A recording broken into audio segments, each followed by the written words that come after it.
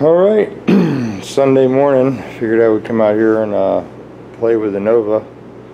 I did the exhaust, I think, on Friday, welded it all up, and got the clamps that I needed yesterday to clamp it to the collectors, and got hangers for the back. I still have to weld some turn downs on there, but we can get a listen to the exhaust anyway. And it's been a while since I fired it up, so I put some 93 octane in it and the Optima batteries in there, and we got the transmission filled up with some Walmart tranny fluid, and hopefully everything's good. There won't be any leaks this time. Fire it up and see what happens. I'm gonna go ahead and set you guys down. Don't know where to put you because this camera doesn't like, you know, really loud motor noises, but we'll give it a try. I noticed last time when Scott in Florida was here helping me get this running, his camera does a lot better sound quality than mine as far as, you know, American V8s. So let me set you guys over here on the bench. Actually, I'll set you on this toolbox.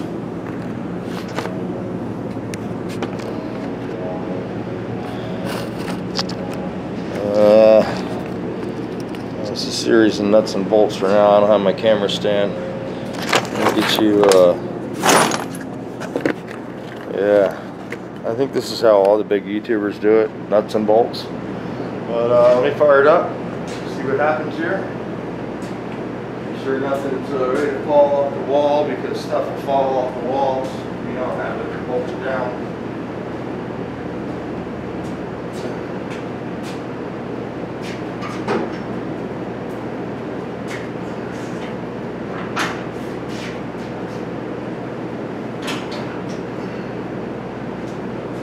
Alrighty. Oh boy. Seats. I have to put the seats on the list. Alright. Fuel pump. Fan. Ignition.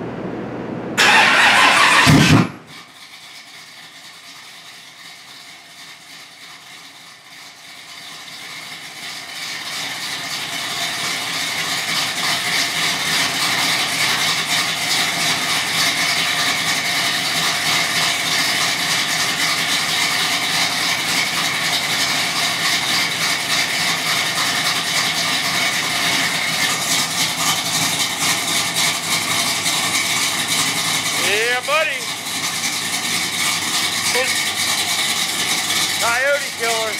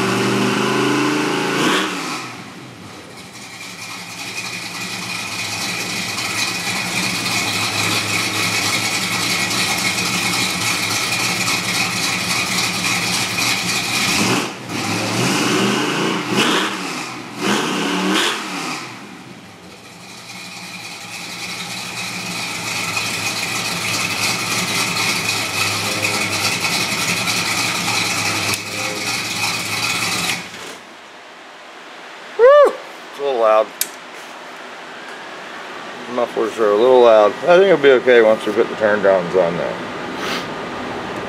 Good enough for Steak and Shake or wherever parking lot we go to. So anyway, those are the coolers running. I don't really need those, it never got hot.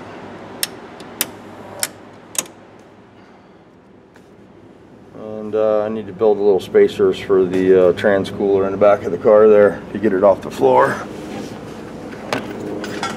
Anyway, thought I'd bring you a shaky video on your Sunday morning in case you were out drinking last night. You can watch this and puke. Anyway, sounds pretty good. Give me a little motivation to finish up the brakes. I'm having trouble finding the fittings to come out of the master cylinder, so we have to do that. I've got some brake lines that I took off a front clip to run on the frame down there. I'm going to try to do that today. Here they are. I need to clean these up a little bit, but I need to get from here to the master cylinder. That'll be my next hurdle.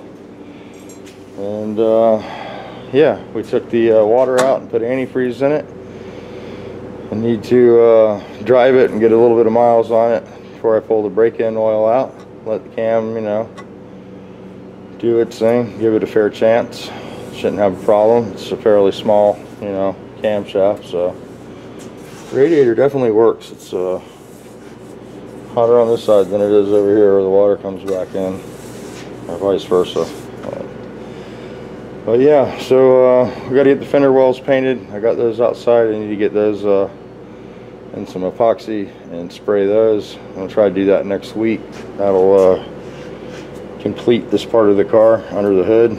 And then we'll get the car one more coat of high build primer and give it a good block and put some color on it. It's about that time. I put some epoxy primer on it a couple weeks ago, and everything looks pretty straight enough for me anyway.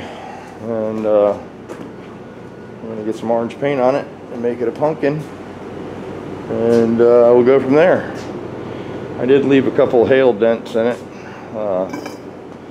in the trunk. I don't know, maybe I told you guys this story before, but me and Andrea got caught in a hailstorm, and it was actually, I'm going to leave these for a reminder of when she actually used to go to the track with me. But if anybody knows me very well, I have a addiction to Coca-Colas. I love drinking them, and we'd got to the house and we left the track because there was a warning of a hailstorm, and they closed the track down. We made it all the way home safely, and decided that we needed to go back out and get Cokes. And this thing got pretty hammered with hail damage, and I never fixed the deck lid. I fixed the rest of it, but you know, the hood was trashed. It had a fiberglass hood actually on it, so it didn't get too bad, but it got a little damage on the roof. And back then the car had nothing in it, pretty much like it looks now, but it had carpet, one seat, and a roll cage. And Andrea was huddled up almost in my lap, and we pulled off in a ditch under a tree and rode the hailstorm out in this bad boy. And she's never let me forget that we were home safely, that I had to have those Cokes. Couldn't wait for the hailstorm to pass. So anyway, one of those funny stories, if you lived it, I guess. Anyway, that's what's going on. Whoa, adjusted that camera. What's going on out here? Not a whole lot. Same stuff. Another beautiful day. I might cut the grass a little bit later. And gotta get the trailer out, get some barbecue equipment stuff in there. Gonna go out to the track Friday night and grill some burgers and some sausages. So Friday night, OSW. There's some Volkswagens heading out that way, and I won't have a car ready, but I figured I'd go out and support everybody and meet some people and cook some hamburgers and stuff. So if you're in the area, you want to come out to the track, support the YouTubers that are working on their cars and making stuff happen, come out and check them out, watch them race their cars and get to know them. And you can subscribe to their channel and follow the builds. But anyway, got a roll of 80 grit the other day, so I need to get back on the bug. Got a few more panels to strip, and yeah, I've been doing it the old mechanical way. But I have to strip the roof. I haven't seen any issues with the roof, but I'm going to go ahead and strip it. I'm not going to go ahead and paint this again. It's got like it's got a couple paint jobs on it, and might as well get it down to the bare minimum when it comes to the weight. You know, no sense having a bunch of paint jobs on it. But anyway, I think this has been stripped. The cowl needs to be stripped. And the problem why I had to strip the car was there was rust coming through underneath there, these little spots. So I need to neutralize all that. I hit it with some 80 grit and clean the metal up really good. It's already been epoxied from the molding line down. And all the body work's done down there. I just pulled the windows out. So I had to finish stripping all, you know, inside the window channels. And probably gonna put some different glass in it. I was gonna get some tinted Lexan this time, since you can do that. It looks sort of cool. And I never did have much luck finding doors. I found some in Daytona when I didn't have any money, and I got some money and I looked on the Samba or Craigslist and they're not there anymore. So I don't know what I'm gonna do. Probably just, you know, Hans is like, make the Lexan go up and down. But we're gonna do something. But probably just stay with these. You know, they're correct to the car. They're super light. And I built them when everybody else was buying fiberglass doors because they were so light, and these are pretty damn light. There's not much left in there. So anyway, we might buy some new door panels. I thought about that, getting some new panels for the car, clean it up a little bit inside. But right now the main object is to get it in epoxy so it's not deteriorating. So that's what's going on. I got the bench a little closer to the motor room. I got to let this down so I can open the big door and get a few more items in there. And I got the cabinets up on the wall. I think I showed you guys that. Maybe I didn't. I don't know.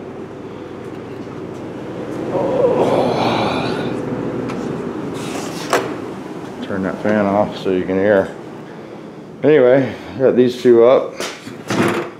And got some sealant in there and WD-40 and some carb cleaner and some new parts in this one, and then all the little gadgets over there, clamps, stuff like that, consumables. And then in this one over here, I tried to put all the motor building stuff, the bridge tool, the, you know, dial calipers, the stretch gauge, the degree wheels, all the stuff that we use to build engines, ring compressors, and some of the tranny stuff, special sockets and stuff like that I always have to dig for out of the toolbox. Put all the helicoil kits up here so I can access that stuff, because that stuff just gets spread out. And I still need to get some I need to get some of those trays so I can break down all these drawers, because they have, you know, little good treasures in there that I don't want to throw out that I've been saving. And if I had individual trays, I could separate all this. And I'd be surprised with all the stuff that I have. Because a lot of times, you know, I'll buy stuff and I'll throw it in these drawers, and then when I need it, I'll buy it again. And I got a real bad habit of buying stuff 2 or 3 times. And I'm sure I'm not the only person that does that. So, but anyway, I need one more cabinet for carburetor stuff, maybe 2. And once I get everything moved in, this door is probably not going to be able to open once I get all the equipment in here. I still have a drill press to get in here. I'm going to buy a new parts washer for in here. So I have the dirty one outside and a clean one in here. Because most of the stuff when you're assembling is going to be already washed. You know, you might just want to rinse something off, or, you know, clean a cylinder head up. So, but anyway, got a tag for the motorhome. Got to put that on. New sticker. Insurance went up $200 a year. Don't understand that. So it's older. It's worth less, and now the insurance is more. But I guess that's just one of the things you got to deal with. But yeah, I did talk to Hans. I'm going to buy the LS motor that he built, so that's going to be coming. I'm going to put that in something. Don't know what yet. Looks like this carburetor It's got a little bit of I don't know what that is, white stuff on it. Need to put a window switch on the carburetor too. I saw that on the counter over there, so I dug that up. And the window switch is so it can activate the nitrous at wide open throttle. We'll put a switch, and I usually activate it off the rear pump. So we'll have to see if it'll work on this carburetor, but it usually bolts right here. And I don't know what I did with the switch. I thought I had it right over here. Anyway, we'll get the switch out. I'll show you how to wire that up. Somebody asked me how to wire it up. And we got to put a purge button in there, or a switch, and then we got the activating switch on the carburetor. I don't usually put it on the button in the car. I like to, you know, put it on the carburetor. And then like this car here, when it had nitrous on here, it's got a progressive timer on it, and it cycles the nitrous, and it also can turn the nitrous on and off. So if you want to turn the nitrous on 2 seconds after you leave the starting line and shut it off a second before the finish line, that box lets you do it. The other box is a delay box, but the control box there works pretty good. And nitrous is real spiky. If you looked at it on a dyno, you know it would hit real hard and it tapers off. So it's if you can turn it on and off a couple times, you get more benefit out of it with a smaller kit. So, but anyway, we got to run a line from the solenoid there to the back of the car, mount the bottle, put the bottle heater back there, put a switch in for that, and yeah, still plenty to do. Just like Mike said, it's close though. It ran. And when they make a little heat and you know you can get warm by them, you can get more excited about working on them. I do anyway. Anyway, I'm going to put the air cleaner back on. Got to work on the room back there, so I'm going to shut this off and cut some wood up. Got the saw out. Got to do some weed eating, you know, home stuff. And we'll make another video when we have something to show you guys. And I'll definitely make some videos on Friday night at the track. And if you're local, come on out to the track and support all those guys that have been working on their cars. A couple guys changed over from carburetors to turbo. And Matt's been working on his project, the single port turbo project, which is it's running pretty good. He's almost got it in the 13s now, which is pretty impressive for a street car, for something that you got to consider. He drives all the way from Titusville to the track, so it's not like he's trailering that baby. You know, he drives this stuff, and most of his friends do too. So a lot to be said for that. It's very impressive. But anyway, I'm gonna go ahead and shut this off. I think I already said that once. You guys have a great afternoon. Go out there and push the record button, make a video, and work on your project.